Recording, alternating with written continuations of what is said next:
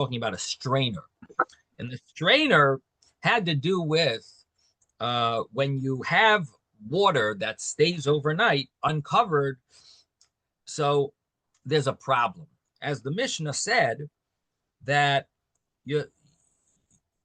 if you on a Friday filled this barrel with water, but you didn't cover it, so then you thought you're doing a great thing. You got the water, you did it on a Friday, it's all set, it's on sanctified vessel, everything sounded great, but the problem is you didn't cover it.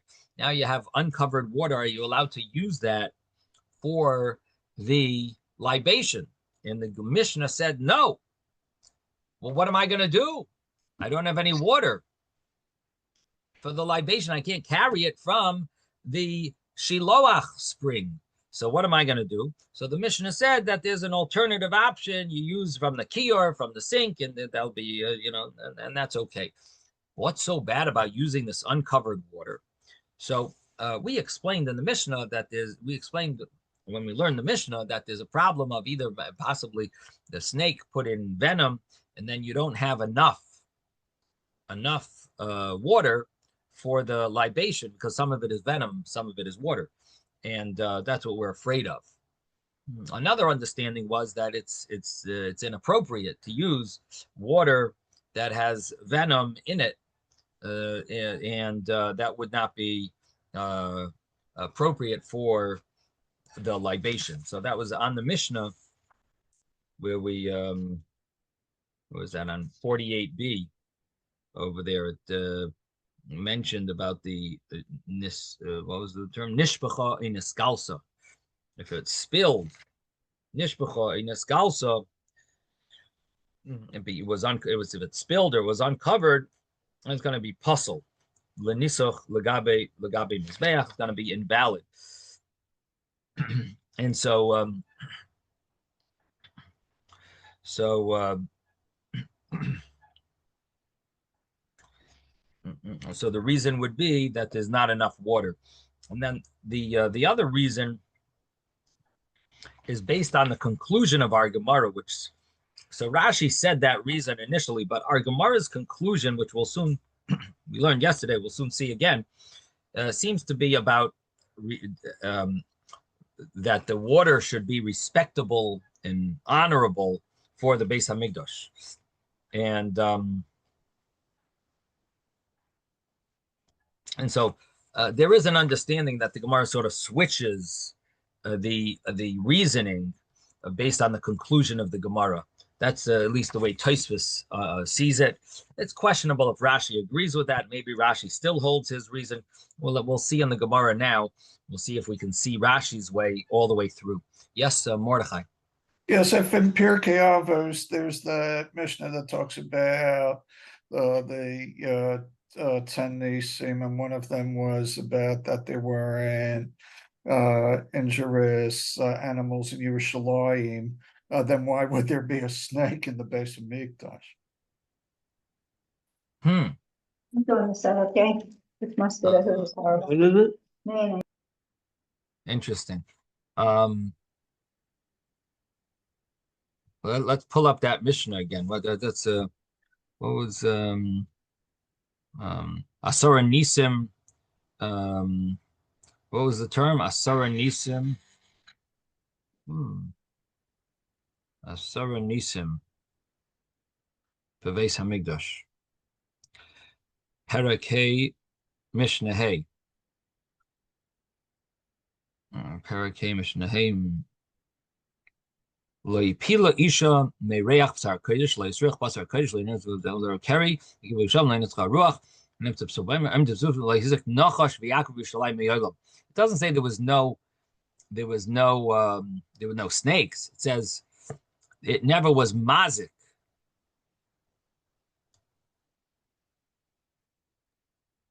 Well, injecting its water into venom into water, wouldn't that be mazik? I don't know. That's not called. That's a monetary damage. It would seem to me that this refers to a physical wound. It never caused a physical wound. to the extent that one of the commentaries over here, I don't know where this comes from, but they bring a commentary here that even if it bit someone, it would not be mazikim.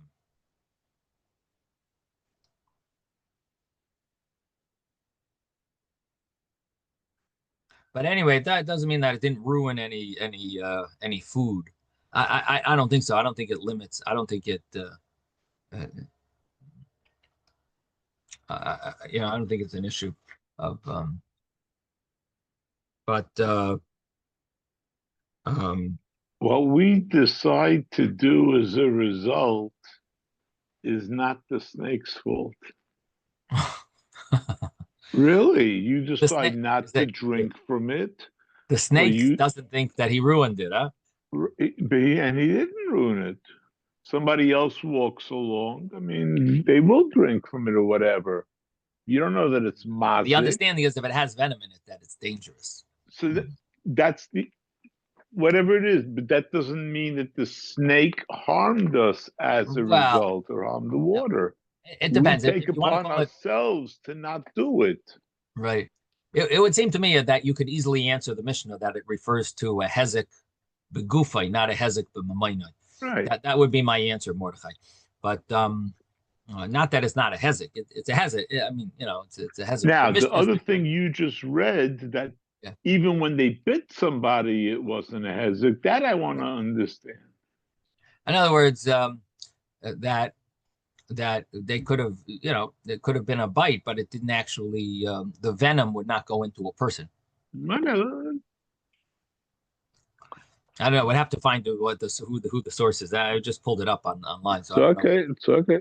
You could take a look, but anyway, similar to when Esav tried to bite Yaakov, it says that Yaakov's neck miraculously became like marble, so that Esav's teeth wouldn't go in.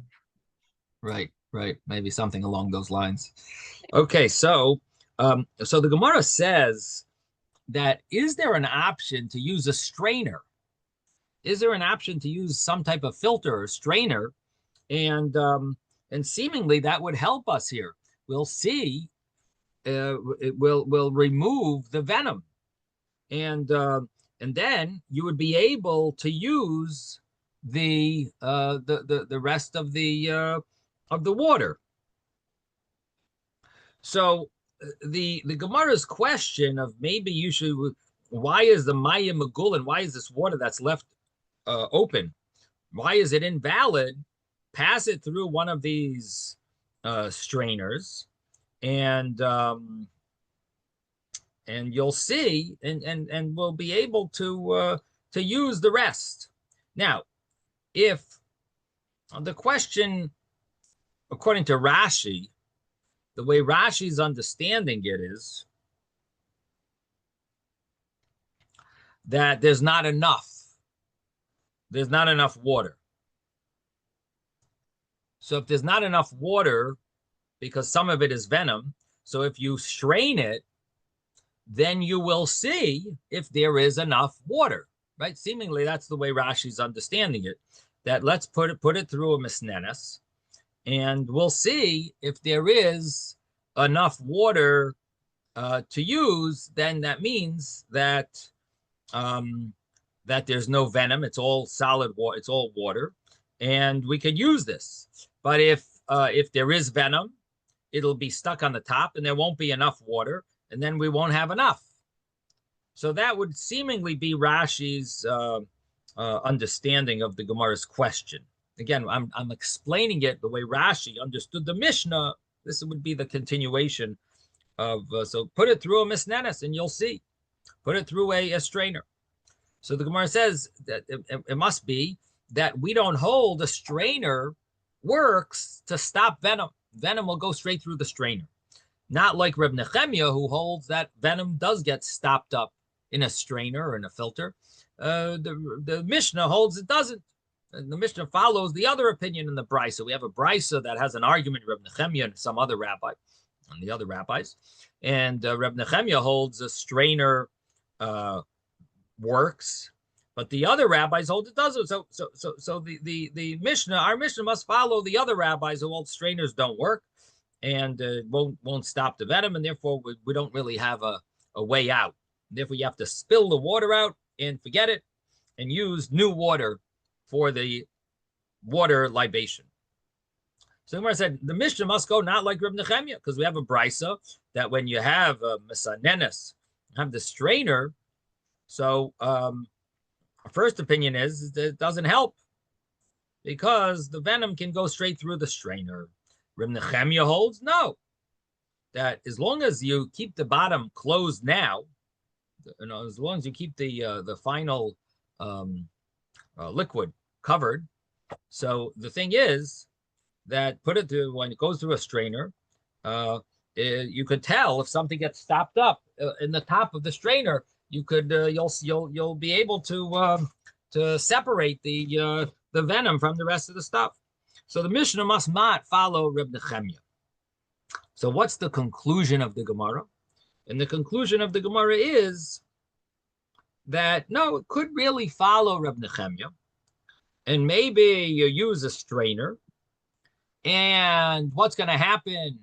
You're going to find that you have the full amount of water, and still the Mishnah says you can't use it for libation. Why? Because it's not appropriate to give it to a governor. Would it be appropriate to give this to a governor? So therefore, it could be we follow Reb Nechemia, and it will stop, the strainer will stop the venom. But it's not going to be appropriate to give it to a governor. Now, the question is, think about it. Let's say you strain it. Now, how much water is in the bottom, is in this strained liquid? You have the full amount. You strained it. According to Reb Nechemia, strainers work. It'll stop venom. And it turns out that there is no venom. Because why? Because you have the full 3 lugs that went through the strainer. So now would you be allowed to use that for the libation? That's really what the Gemara's question was. In the initial part of this Gemara was, let's use a strainer, and let's see if there's no venom, use it. So what's the Gemara's answer really? The Gemara's answer is no. Could you give that to a governor? Would you give that as a gift? Why not? There was no snake. If a snake drank from it and put his venom in it, okay, I understand. We can't use it. But now we checked it. We tested it. It's tested, so it's good. So what's the problem of Hakriveu Nel Pechasecha?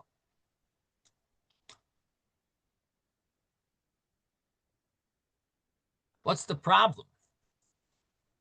Is this really a problem of Hakriveu? No, you checked it out and you see that there's no snake. There's a measure. You have the full measurement. It's all water. And what's the problem?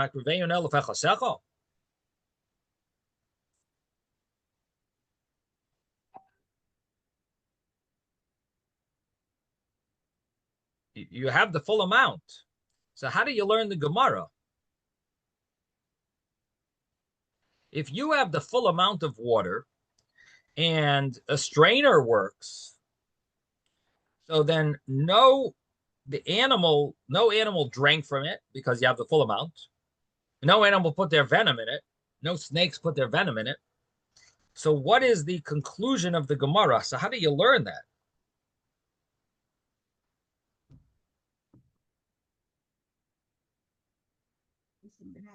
Everyone's listening. 45 minutes, half hour. So the question is, so how do you answer the question here?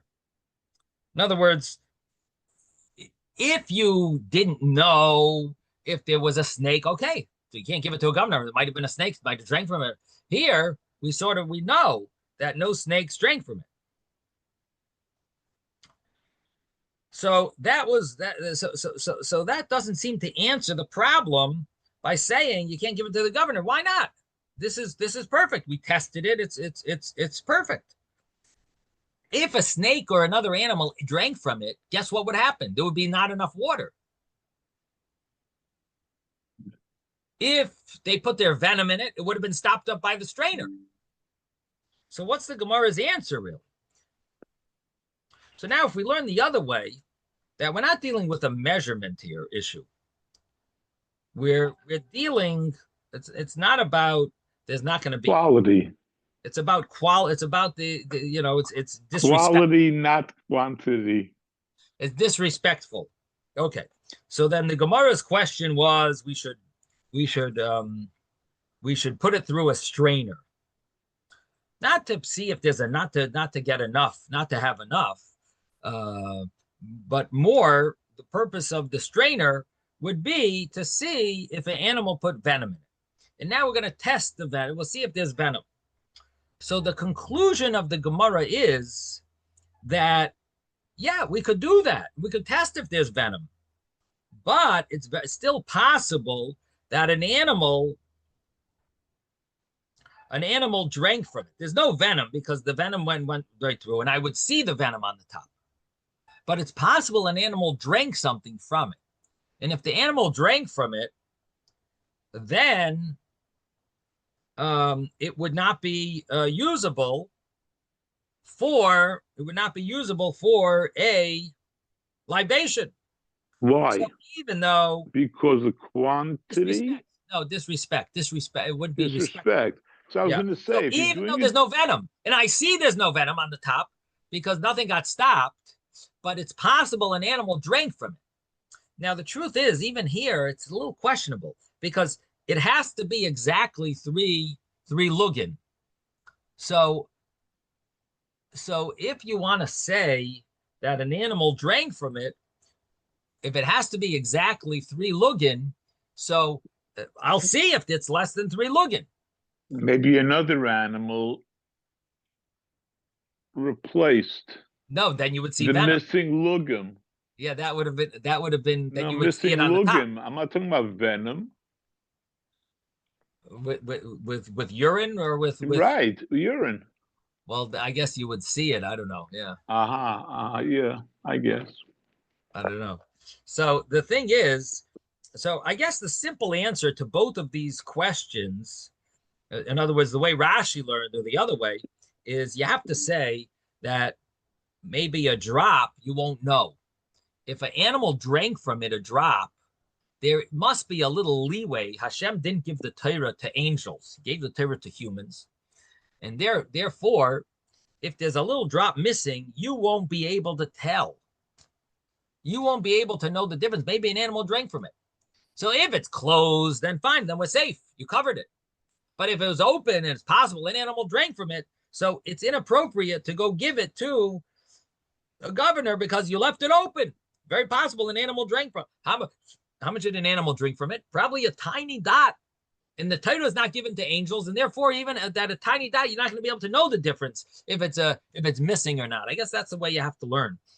And by learning that way, the Gemara's answer really is, even if there's no venom on top and you strained it, but it's still possible an animal drank from it. He didn't put venom in it because that you would have gotten in the strainer, but he possibly drank a drop from it. And then there's other commentaries here that say maybe not even a snake, maybe a different animal drank from it. And it's still it would be inappropriate to give that as a carbon, as a libation. So that seems to be the understanding here that we are concerned that the water might be perfect water, and maybe you would be comfortable drinking from it because there's no venom in it. You strained it, you saw there's no venom, and it's safe to drink. But if an animal put their mouth to it and you are comfortable with that, does that mean the governor would, if he would know, would accept that as a gift?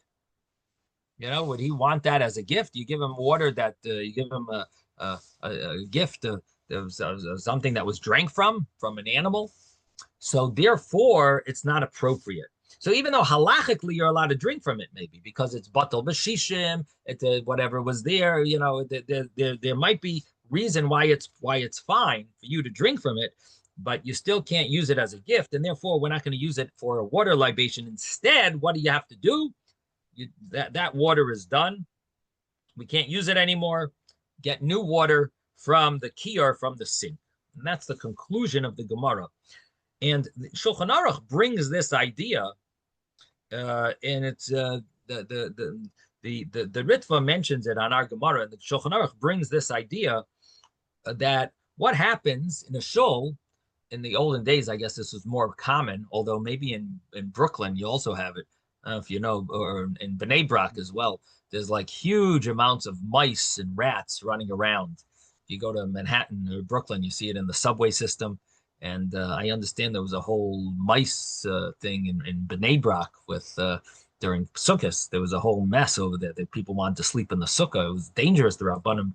Anyway, so we have a lot of big mice pandemic. Mice. What would you call it? A pandemic of mice. Some type of a mice overload. What would happen if you found a mouse in the oil that you want to use to light the menorah in shul, the shul menorah, the shul candles that they light? There's a ner tamid, there's the candles that they light every day for the person who's the chazan. So what happens if you found a mouse inside that oil, a dead mouse? So according to halacha, you probably could remove the mouse. And it might be batal b'shishim. There might be tam lefgam. There might be reasons why it's permissible. I'd have to look it up again. And Yeridea does talk about a mouse inside food, when a mouse falls in. But so halachically, for you to eat it, that might be permissible. But what about the law of hakriveu no lefechasecha? Would it be appropriate to give such a thing? There's a concept of like a miyos, something that's a little disgusting for at least to give to as a gift. There, it wouldn't be appropriate. So it's brought down that you have to be careful that the oil that you use in shul should be hagun, should be appropriate for using it for a mitzvah. So similar to the libations that we're talking about here, that they're using as a korban. So the same thing applies. Something that's used legavaya for Hashem, it should be something that's respectable and not something that's low quality or something that might even be disgusting. And so that would be like the conclusion. And the Ritva says, mikan, from here you see you have to be careful about the oil in the base medrash, in the base haknesses. That's what the Ritva says from this Gemara. And then in Shulchan Aruch, it's brought in chapter 154. It talks about the laws of base haknesses. Has such an idea there. So that would be a practical application of this halacha. Okay, we are up to the 5th chapter of Tractate Sukkah. Let's begin. Page 50A.